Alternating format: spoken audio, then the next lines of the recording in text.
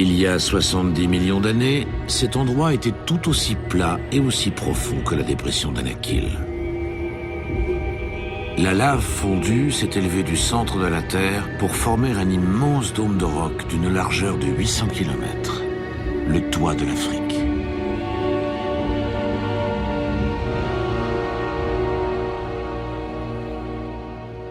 Depuis des millénaires, la pluie et la glace ont sculpté la roche pour en faire un paysage d'aiguilles et de canyons.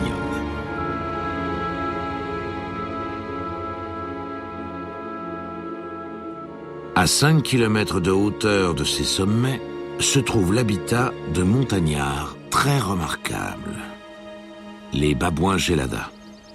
On ne les trouve que dans les montagnes d'Éthiopie.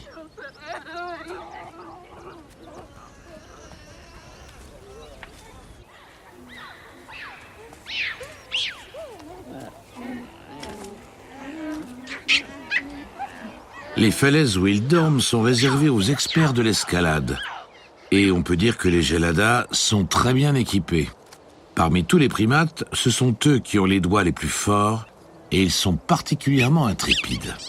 Mais pour survivre ici, il ne suffit pas d'avoir le pied montagnard. Voir un jour de la vie des Gelada, c'est se rendre compte à quel point ils sont à la hauteur du défi.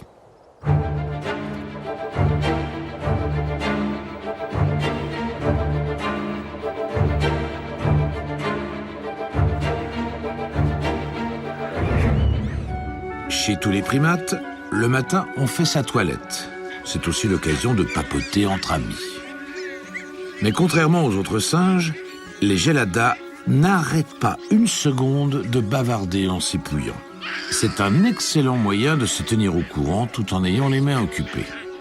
Mais ces mondanités ne durent jamais très longtemps.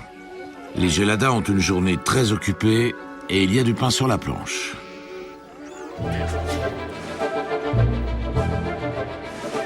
La plupart des singes ne pourraient pas survivre là-haut. On n'y trouve aucun fruit et très peu d'insectes.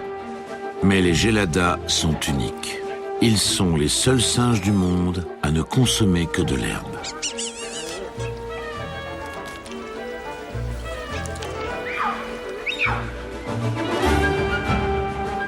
Ils forment de grandes assemblées, les plus grandes parmi les primates.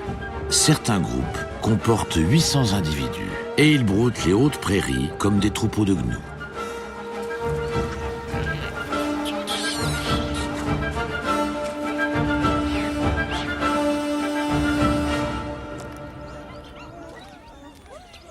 Les Gelada paissent aux côtés des Walia ibex qu'on ne trouve que dans ces montagnes.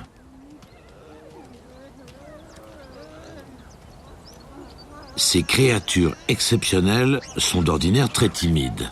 Mais elles baissent leur garde quand elles sont en présence des Gelada. On s'attendrait à ce que ces deux familles de brouteurs évitent de se retrouver sur le même pâturage, mais il s'agit ici d'une alliance sacrée qui profite aux deux partenaires. Il y a moins de risques à baisser la tête quand les autres font le guet. Les loups éthiopiens, ils ne tenteront aucune attaque en plein jour. Mais quand vient le crépuscule, le plateau devient un endroit beaucoup plus dangereux. Une fois le pâturage terminé, il est encore temps de faire des mondanités avant de retourner aux falaises dortoirs.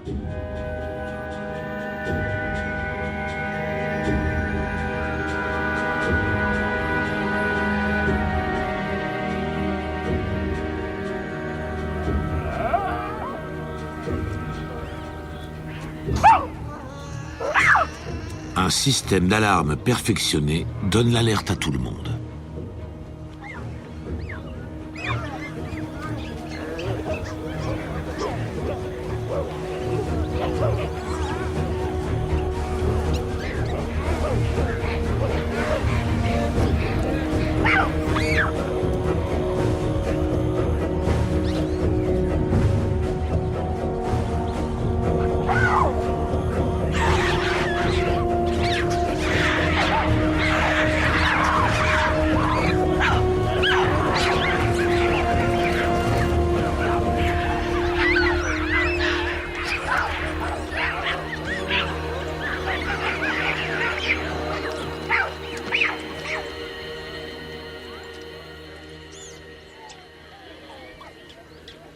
La journée se termine comme elle a commencé, en sécurité sur les falaises abruptes.